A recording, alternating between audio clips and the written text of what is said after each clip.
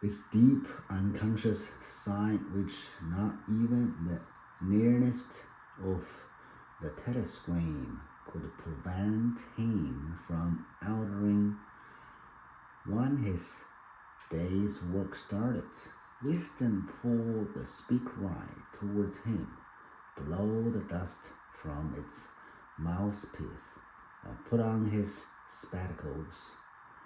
Then he unrolled and clipped together 4 small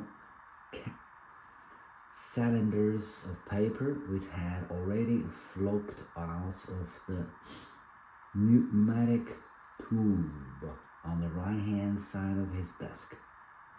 In the walls of the cubicle there were 3 orifices.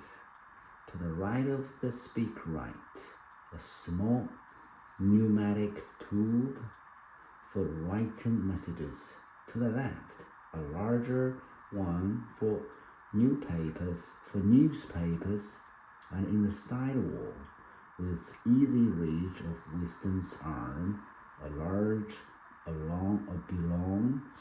slip protected by a wire grating.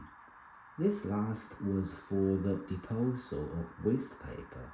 Similar slits existed in thousands or tens of thousands throughout the building, not only in every room, but at short intervals in every corridor.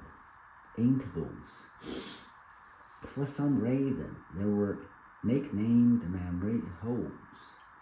When one knew that any document was due for destruction, or even when one saw a scrap of waste paper lying about, it was an automatic action to lift the flip of the nearest memory hole and drop it in, whereupon it would be wired away on the current of warm air to the enormous furnaces which were hidden somewhere in the recesses of the building.